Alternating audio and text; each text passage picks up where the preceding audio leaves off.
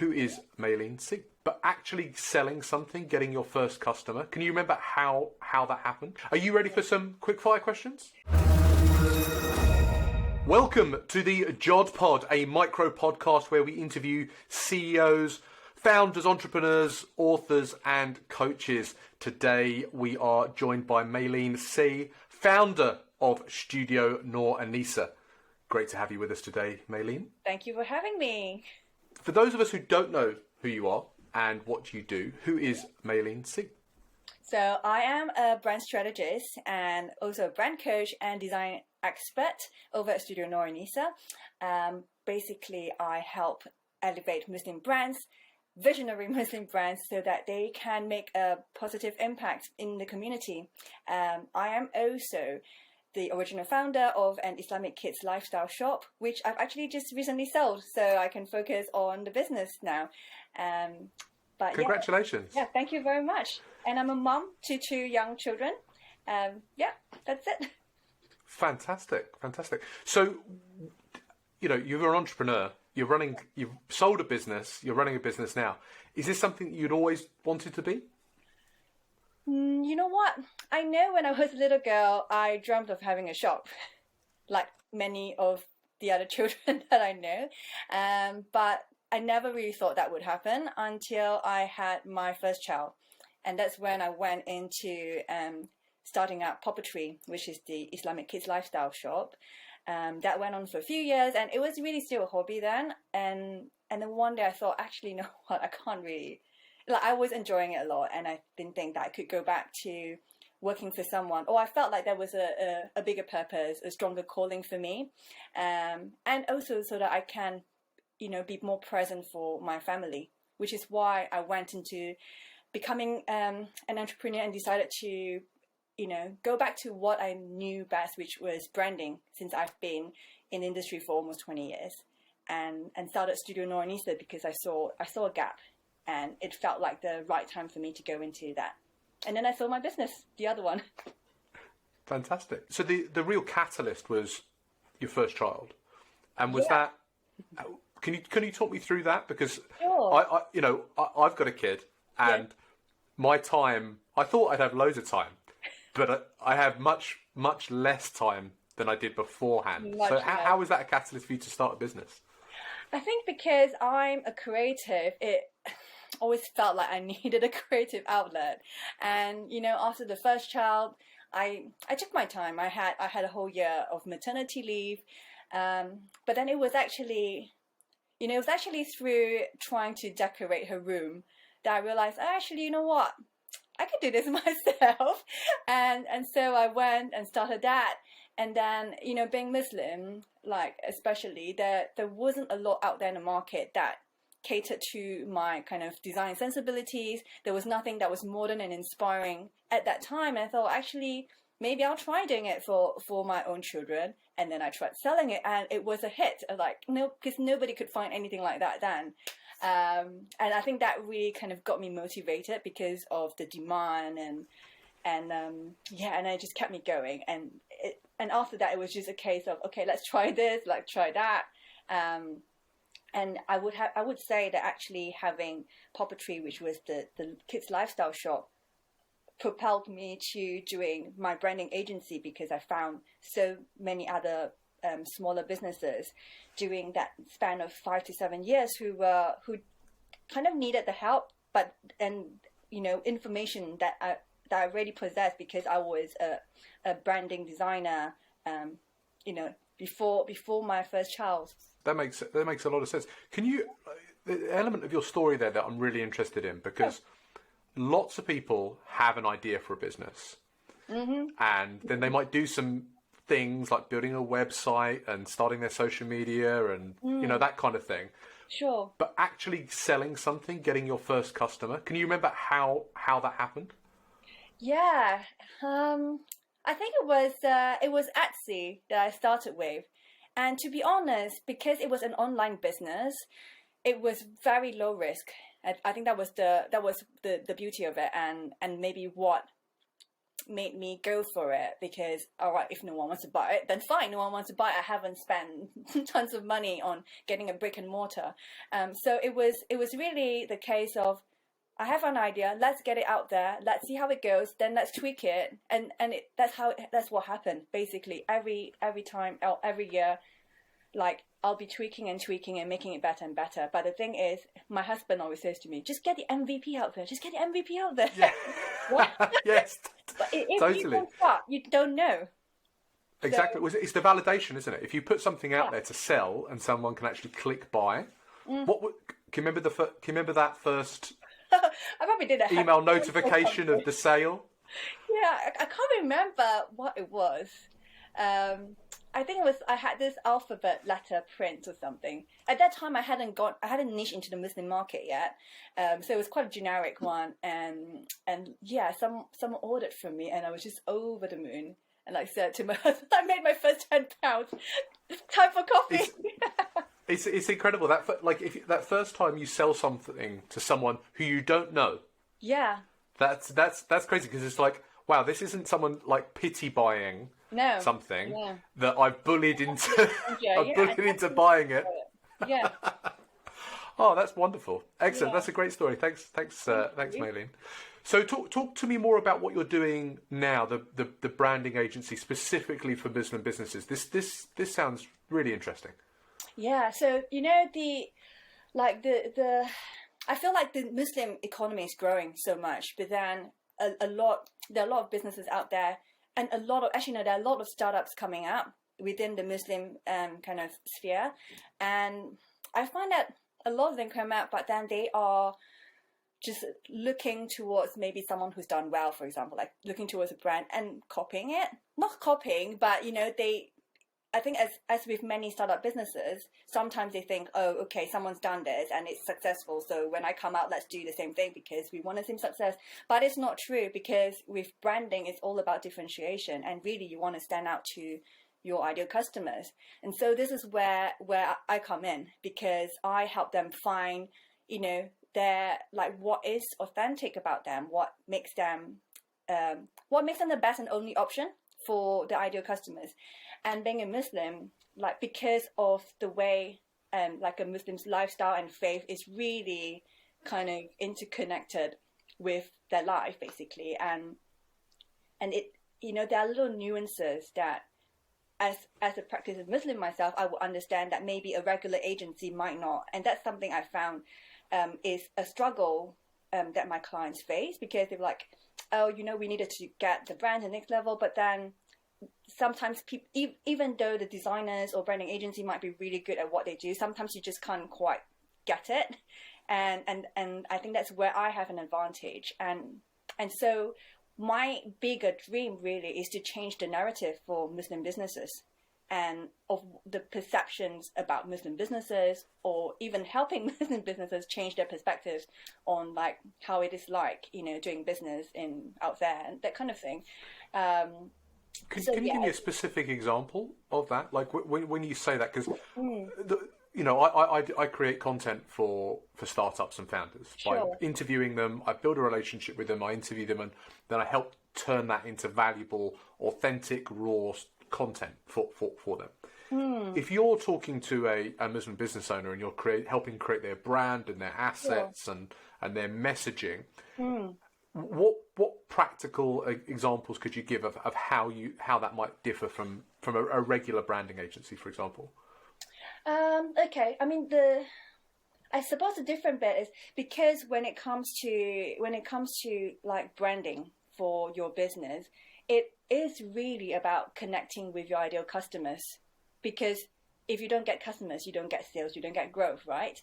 And it's really understanding the psyche of the Muslim consumers, and then getting the right branding message or branding story out there, so that something that they understand, they resonate with, and that they really align with, basically, and that's how you kind of start to build the trust and the trust, and then they will actually eventually buy from the Muslim brands or businesses. So this is where, like, I see myself being able to more quickly and more easily like find what it is that's different, but also because I am kind of in tune with what are the Muslim businesses out there. And so like, how do you create a point of differentiation when it comes to, like, let's say you're like a brand selling hijabs or selling let's go with that. Someone selling hijabs. There's so many of them out there, but how do you differentiate yourself from everyone else? And this is my job. This is my job to find that authentic bit about the brand and help them stand out to their customers. Yeah, and own their brilliance, basically. So if there was a Muslim founder listening to the podcast now, what would be the kind of issues or the problem that they would be having with their business that would make it a no-brainer for them to give you a call and have a conversation? I think a lot of the issues that I've seen come up is people they can't find the clarity about how they should show up as a brand. And then sometimes it comes down to like, oh, like I don't even know what fonts or color to use. It's because there isn't a bigger vision. And branding isn't just about logo. And I think a lot of people think it's just a logo, but it's not. It's so much more than that. It's a whole brand experience, and there's so many different touch points to think about. But maybe something I can share with you is, I think Design Council shared that for every £100 that a brand spends on design, invest in design, you have a turnover of £225. So you can imagine, like, branding has the power to help you get recognized and get you the sales that you need, that probability and that market share, so that your business can grow and do so much more things. I mean, I've spoken to many Muslim businesses, and they all have these bigger dreams of, having some kind of positive difference in a community. And you can't do that when you're not profiting, because, the money is power as well. I mean, you need to make money to make the positive difference. Definitely. Excellent. That makes perfect sense. And I think it sounds like someone that's got a business that's up and running, that's making a bit of money, but then they haven't quite got their messaging and their marketing on point, that it's kind of elevating them up to the next level.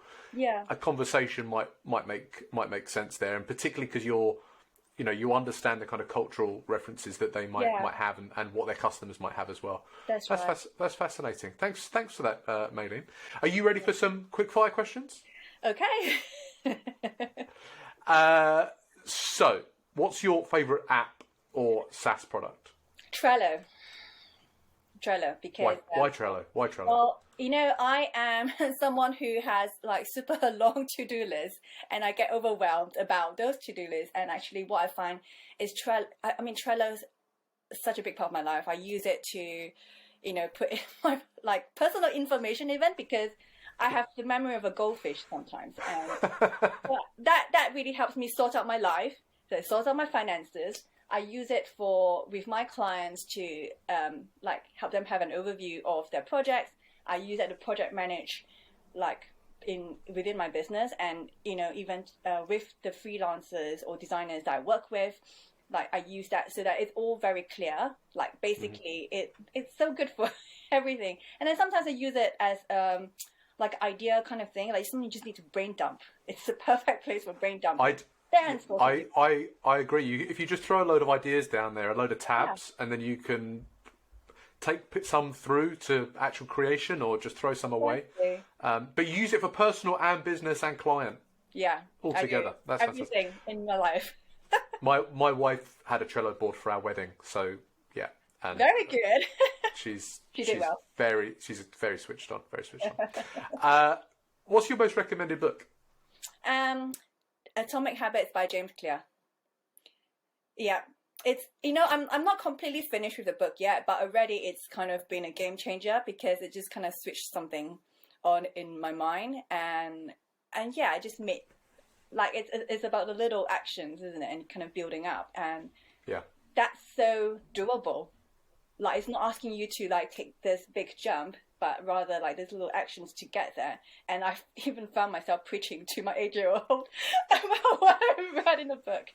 It's so good for that. Like, I'll be very honest with you, Maylene. It's probably the most recommended book that I've had on the podcast so far. Oh, really? And yeah, it really has. But I think it's because, like, James has got a great haircut, and he goes to the same barbers as I do, and but his writing is so precise. It's so actionable, all the advice that he gives as well.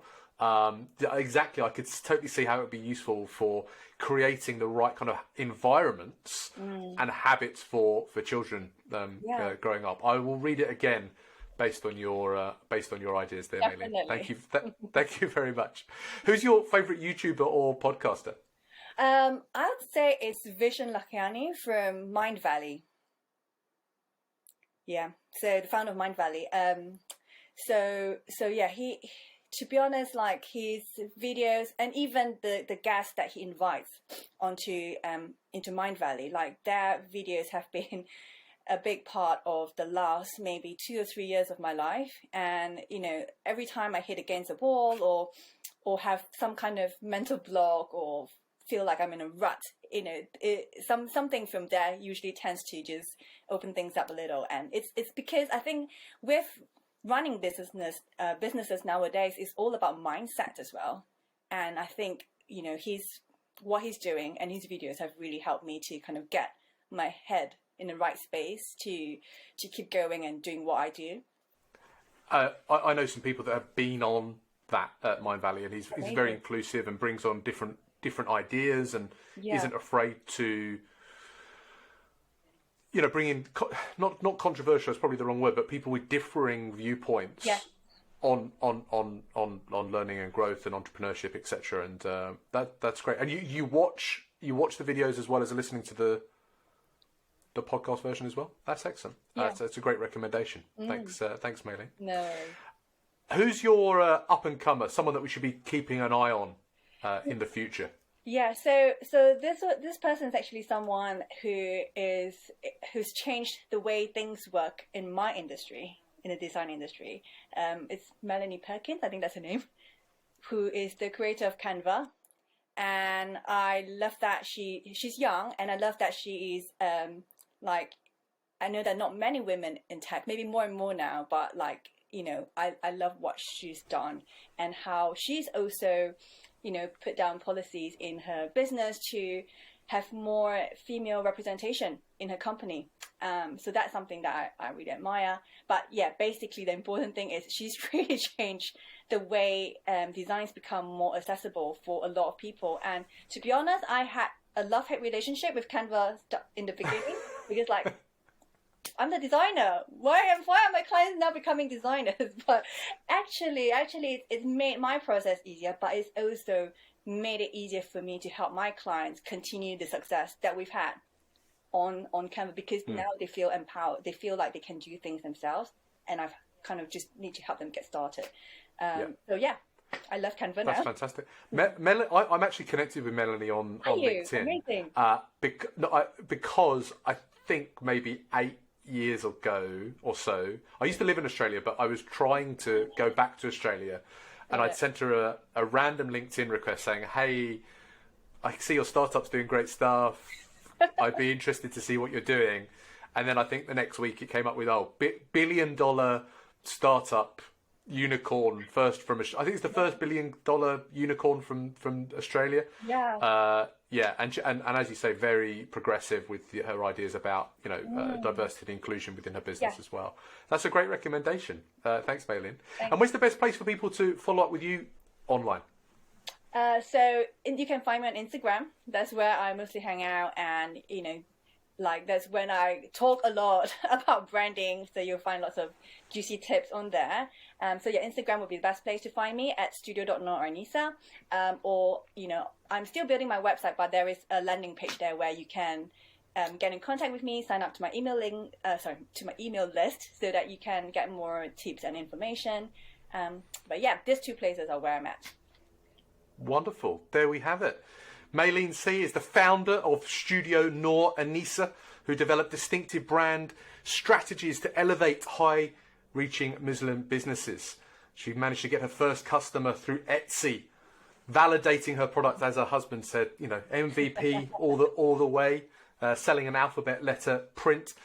Yep. The most recommended app is Trello, which she uses as a to-do list, as well as project managing her own business and projects for clients. Most recommended book, Atomic Habits, James Clear, absolute legend of a guy. You're going to come on the show one day, aren't you, James? I know you're listening to this. We should be listening. Maylene loves watching Vision from Mind Valley on YouTube. Very inspirational content, very useful if you are looking to start a business or have mindset issues that you want to overcome, from really interesting guests there. And we should be keeping an eye on the ever impressive Melanie Perkins from Canva. That business is just going from strength to strength.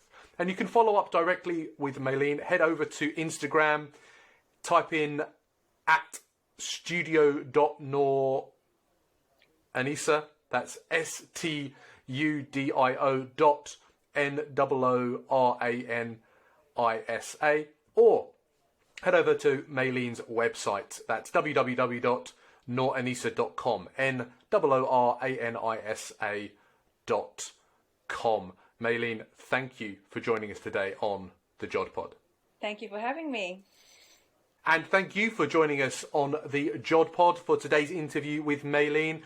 To ensure you don't miss out on any of these episodes, you need to play the YouTube game, which means you hit subscribe, you do the thumbie uppy button, the like button, I think that is, and hit the bell so you get a notification every time we launch a new interview. And ask Maylene a question in the comments about branding, about starting your own business, about even Etsy. I'm sure Maylene will be able to help out with her own unique story and inspiration about starting her business, with her first child. It'll help out this video, it'll help out Maylene, and it might give you that push, that inspiration to start something for yourself. So please go and inspire the next generation, build something, start something for yourself. And thank you for today for joining us on the JOD Pod. If you enjoyed this interview, why don't you check out some of these other interviews that we've done on the JOD Pod. More inspirational CEOs, coaches, entrepreneurs, founders, and authors. I'm sure there's something here that will inspire you to build something new.